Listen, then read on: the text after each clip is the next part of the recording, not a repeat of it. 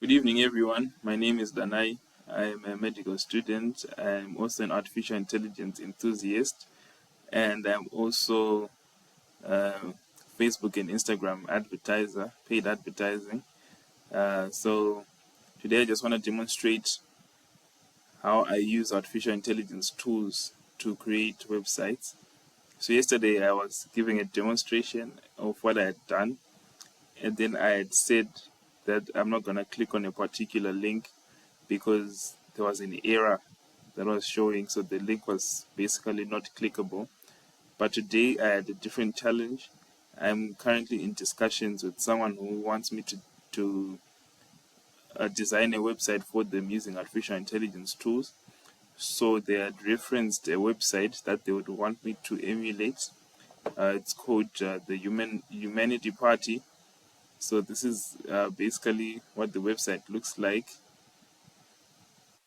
I don't resonate with that design personally, but it's not about what I want, but it's what the client wants. So I asked Chatgpt to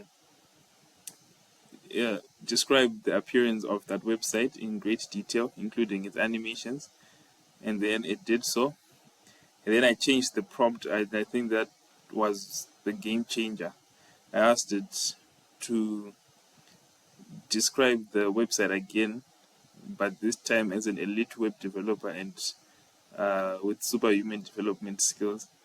So it essentially gave this, and then I then asked it to design a prompt for inputting into the bot.new application. So it did that with all these particular details, which I found to be very good because I personally am not a designer.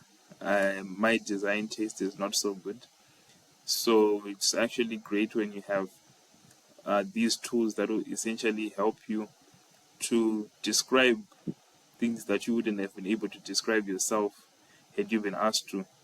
So yes, so this was basically what I wanted to ask the client, the list of questions that I was going to ask the client to make sure that the website aligns to their vision and design preferences and the functions and features. But unfortunately, at the recording of this video, we hadn't fully discussed everything. So I just then proceeded to make a model of, or an example of of a website for this client. I'm still waiting for his responses to further personalize this.